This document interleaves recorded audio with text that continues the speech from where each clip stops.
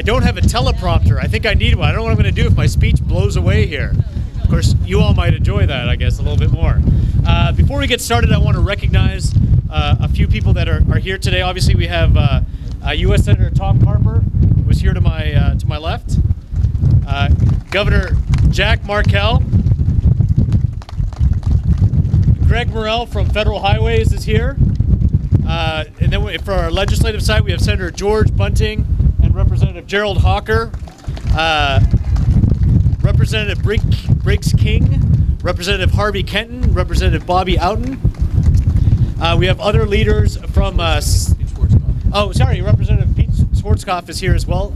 And then we have other leaders from Sussex County, and then also Council on Transportation member Ted Williams is here as well.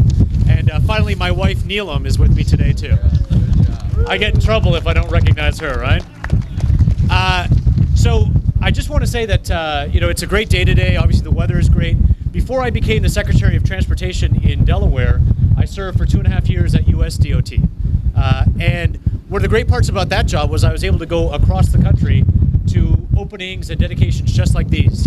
And I saw the pride that was reflected in the eyes of the people who had built the bridge and the people who had contributed. And it's great today to feel that pride as a member of this team. And I talk about Team DelDOT a lot. And obviously we've had some challenges at Team DelDOT. I know you've read about them, but I do want to mention that in addition to opening this bridge up here today, we had a hurricane here last year. And I came down here the day after the hurricane, and it was still pretty windy. And I remember thinking as I was sitting under the bridge that, there were members of Team DelDOT out that night. How many members of Team DelDOT are here? Raise your hand if you're a member of Team DelDOT. That there were members of Team DelDOT there that night risking their lives. And when you're at home listening to the radio or the television telling you, stay at home, don't go out there, it's dangerous, Team DelDOT is going out there to put their lives on the line. We also have a great DMV in this state. And if you don't believe me, try to get a driver's license in another state. And you'll recognize just how great a DMV we have. And a few weeks ago, our finance team saved the taxpayers in this state $32 million. And that's a big deal. So I am proud today to be Secretary of DelDOT. I'm proud today for this dedication of this bridge.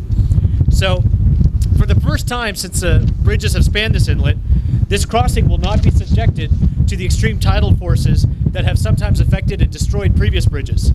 And it is through the ingenuity and work of Skanska and their subcontractors such as George and Lynch, as well as our own members of Team DelDOT, that this new span has risen and will stand for many years to come. The members of the team that brought this bridge to fruition hail not only from Delaware, but from around the world. And as they leave this place and go on to their next projects, whether they be in the United States or around the world, we want to thank them as citizens of Delaware, for they have left their mark here in Delaware, given us their best, and have given us a legacy that we'll enjoy for many years to come. So thank you to the members of Skanska and George and Lynch. Now, today we are dedicating this bridge to Charles W. Cullen. You may not readily know who he is. I didn't know who he was when I became secretary, but the work that he did in his lifetime allows us to stand on this spot today. He was born in Georgetown in 1865. In 1930, he became a member of the Highway State Commission, and it was his vision and dedication that allowed all of the development and for this area to be the jewel that it is for Delaware today. And it is through his work and the work of others that I want to read this poem. And this poem is called The Bridge Builder, and it reflects the work of Charles Cullen and many others. So the Bridge Builder. An old man going a lone highway came at the evening, cold and gray, to a chasm vast and deep and wide, through which was flowing a sullen tide. The old man crossed in the twilight dim. That sullen stream had no fears for him, but he turned when he reached the other side and built a bridge to span the tide. Old man, said a fellow pilgrim near, you are wasting strength in building here. Your journey will end with the ending day. You never again must pass this way. You have crossed the chasm deep and wide. Why build you the bridge at the eventide? The builder lifted his old gray head. Good friend, in the path I have come, he said, there followeth after me today a youth whose feet must pass this way. This chasm that has been naught to me, to that fair-haired youth may a pitfall be. He too must cross in the twilight dim. Good friend, I am building that bridge for him. And so I want to thank all of the old men who have gone before Charles W. Cullen. I want to thank one old man in particular. and that is my predecessor, Secretary Carol Ann Wicks, who is with us today. Without whose dedication and vision, we would not be here today. So I wanted to read that poem. I wanted to thank all of you for being here today, and I'm going to turn it over to a very spry young man, Senator Carper.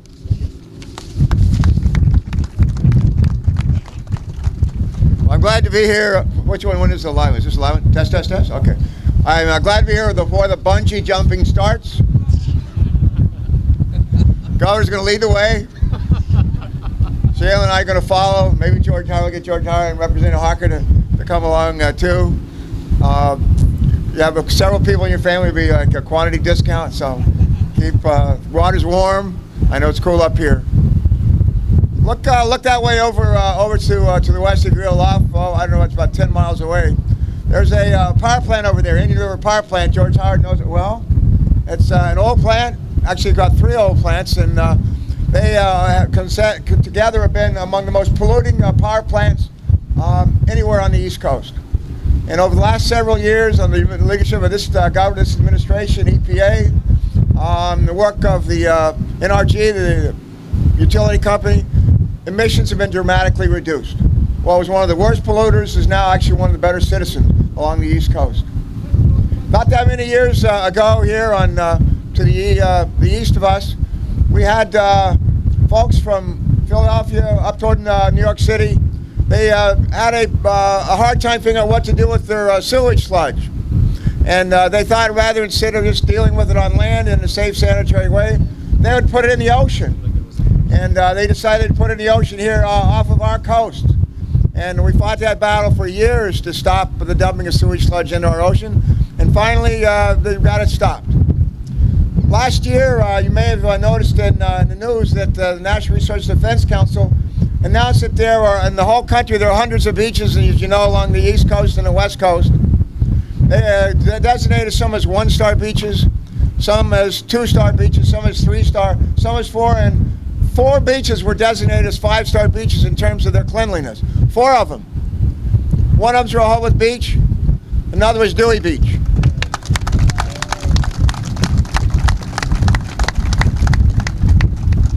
And earlier this year, I don't know if we have anybody here from Bethany, but earlier this week, everybody here from Bethany? Oh yeah.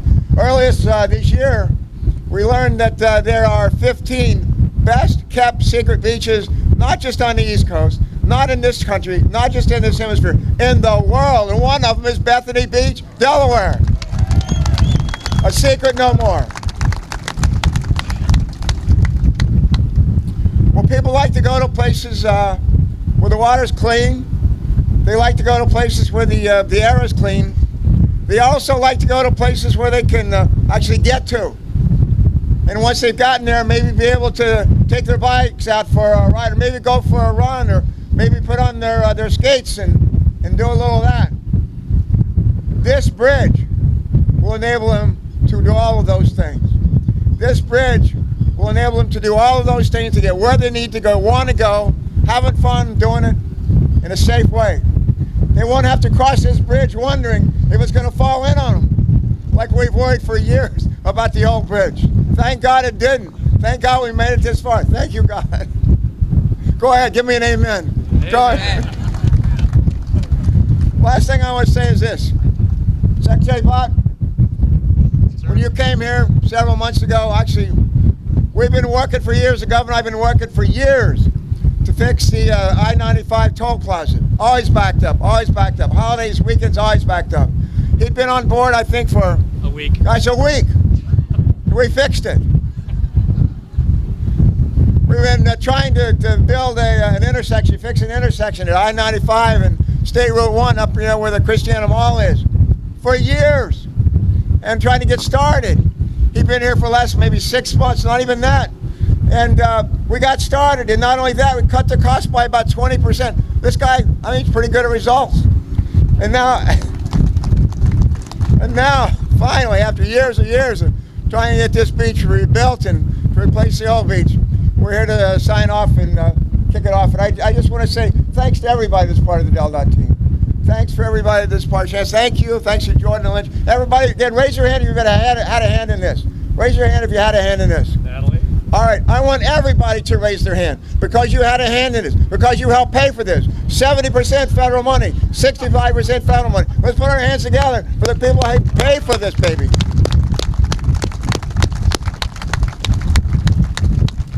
And the last thing I want to say, they're not here, but I want to give them credit as well. Joe Biden's not here, but he and I and Mike Michael's not here. But together we went out and we got something called earmarks to help pay for this bridge. This is not a bridge to nowhere. This is a bridge to somewhere. This is a bridge to go have fun, to see places, to be together. This is a beach to somewhere. This is what we paid for those earmarks for. And also we forgot a lot of federal money, regular federal money for that as well. Lastly, the economy in Delmarva, as the governor knows, economy in Delmarva depends on any number of factors. Depends on hugely on tourism. Depends hugely on agriculture. 80% of the agricultural economy is poultry. This bridge helps move all those commodities as well. But nobody would come to our coast. Now, well, some people would, but not like they're going to come in the weeks and months to come. If we didn't have a bridge like this, if we didn't have beaches like this, if we didn't have clean air. Delaware is the complete package.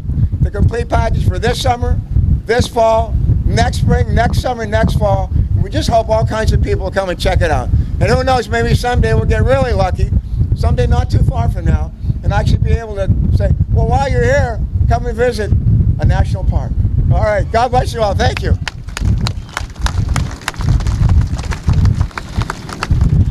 At this time, it is my pleasure to introduce Governor Jack Markell.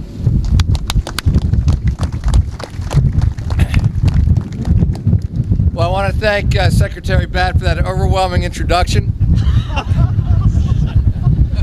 It's great to be here with him and with the whole DelDOT team, with Senator Carper, with our members of the General Assembly, and certainly Senator Bunting and Representative Hocker have been pushing on this for a long, long time. We're very grateful to them and to the other representatives who were introduced, Representative Schwarzkopf, Briggs King, Alton, and Kenton, who are here as well.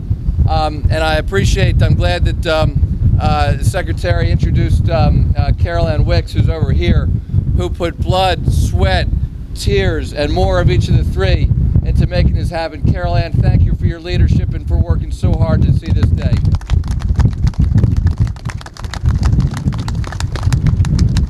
To the folks at Skanska and the subs like George and Lynch, certainly grateful for your professionalism for making this happen.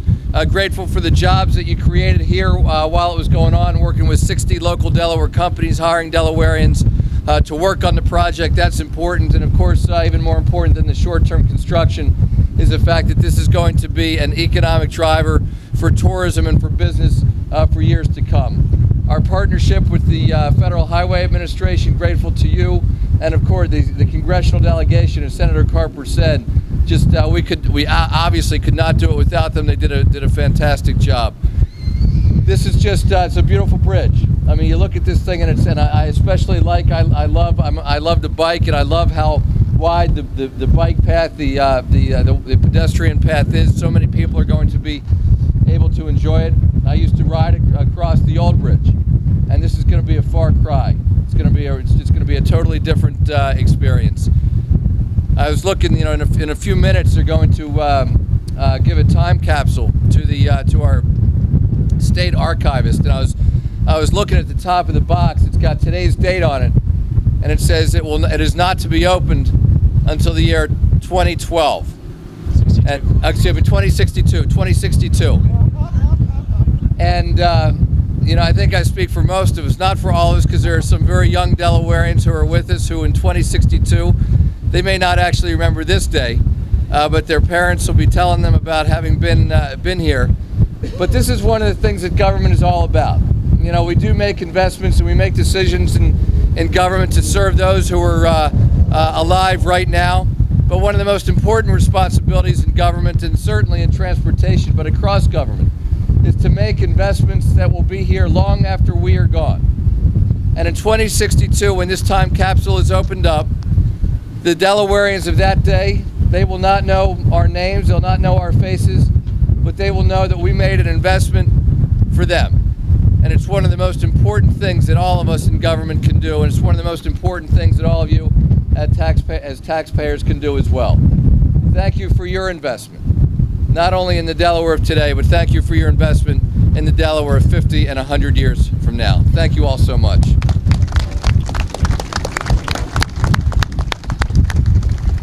While my introduction of the governor was brief, I do want to add that he's a visionary leader and a great boss. And job security is something that I value, so thank you, sir. That's right. At this time, I'd like to call up the Honorable State Senator George Bunting. Thank you. Over 15 years ago, a friend, Roger Hitchens, a local commercial diver and a Millville fireman, contacted me that a potential threat to the integrity of the bridge. Supportive help of the media, Representative Price, and for the last 10 years at my side, Representative Gerald Hocker. We moved forward to replace, with the help of the Sussex County Council, made it their priority request. And with the leadership of the Bond Bill Committee in Dover and Governor Minner working in concert with our congressional delegation with the lead of Senator Tom Carper to secure the funds. Governor Markell has shepherded this project through to completion. There's been 3 secretaries of transportation, Secretary Hayward, as we've honored Secretary Wicks here today, and Secretary Pfatt, our new secretary. In the groundbreaking, I asked Governor Minner to introduce the University of Delaware engineering students in the school and other students to this facility, and they have visited this site, as hundreds have came to visit this beautiful bridge. The public relations by DelDOT and Skanska has been exemplary. Skanska is one of the finest engineering construction companies in the world, working with Doug Robb, who is here from DelDOT, and Jay Irwin, which I consider is like a top sergeant in the Marine Corps, as they got things done, working together with professional men and women that were daily, as I passed by in my enclosed Jeep, watching those climb these high edifices here in all kinds of weather to complete this beautiful project. This bridge means, first and foremost, medical saving route for those in need en route to BB Hospital, and billions of dollars in economic stability for the 2 states, and certainly thousands of jobs. Thank you on behalf of my wife Donna and my son Clinton for seeing this retiring senator see a dream finally come true. Thank you.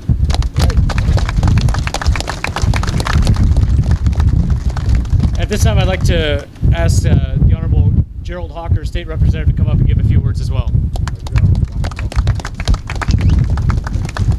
I also want to start with thanking all those that were involved, our governor, Governor Minner, DelDOT, the General Assembly, and a special thanks to Senator Bunting that made this a reality. It was his legislation that got this started.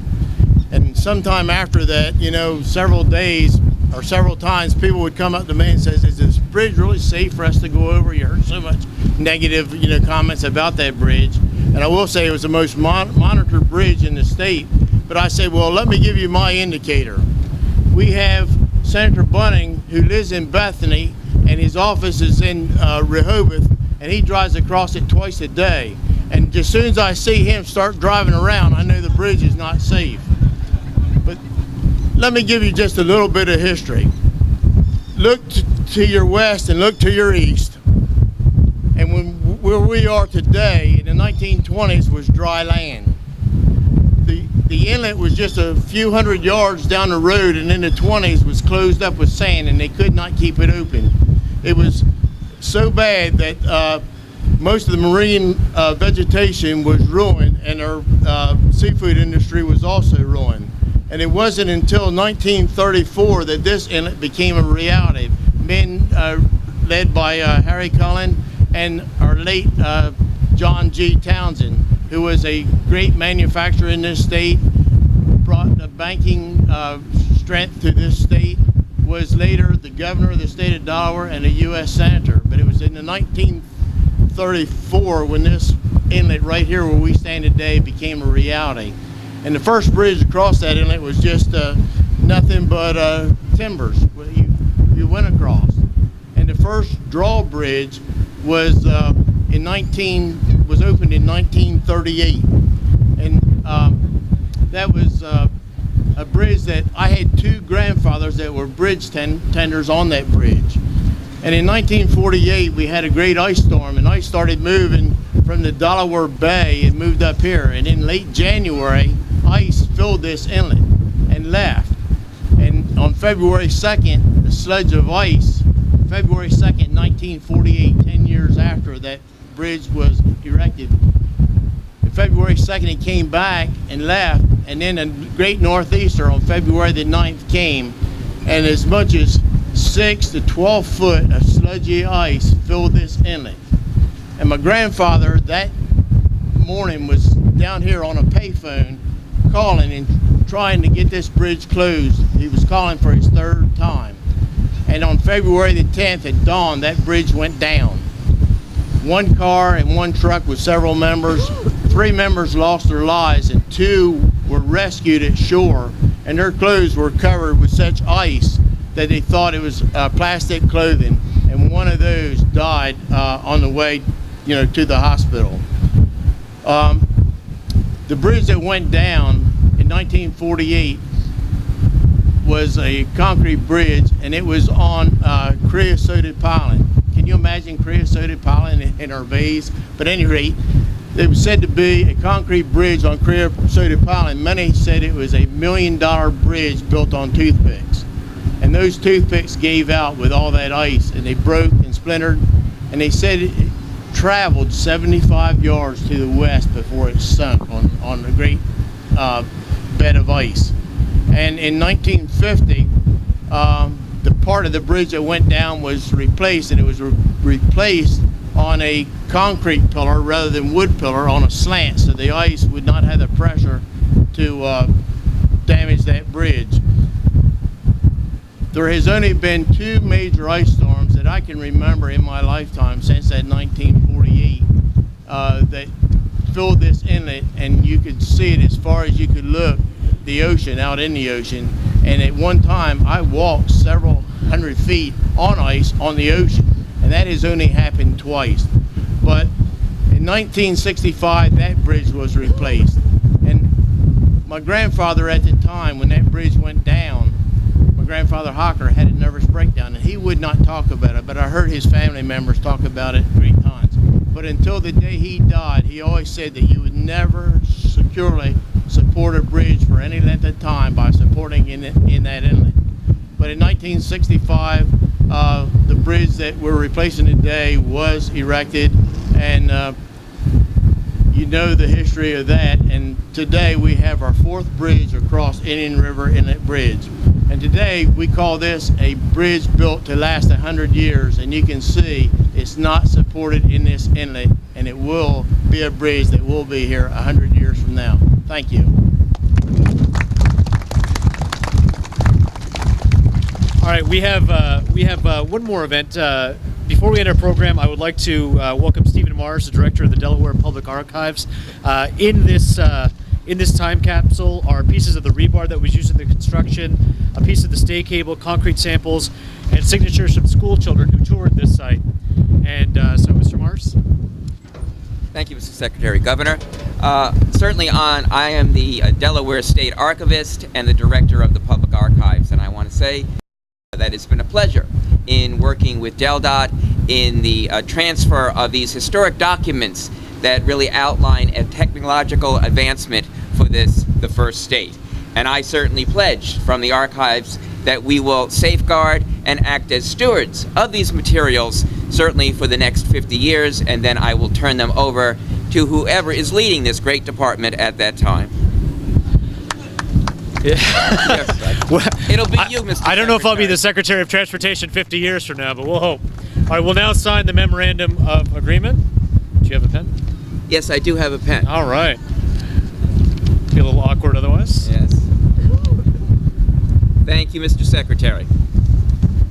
Thank you very much. All right, that concludes the speaking portion of our program, but we invite you to walk across the bridge. I know the sun's gone out. It's a little cooler than we got here, but it's a beautiful day. Please feel free to walk around, and thank you so much for coming today.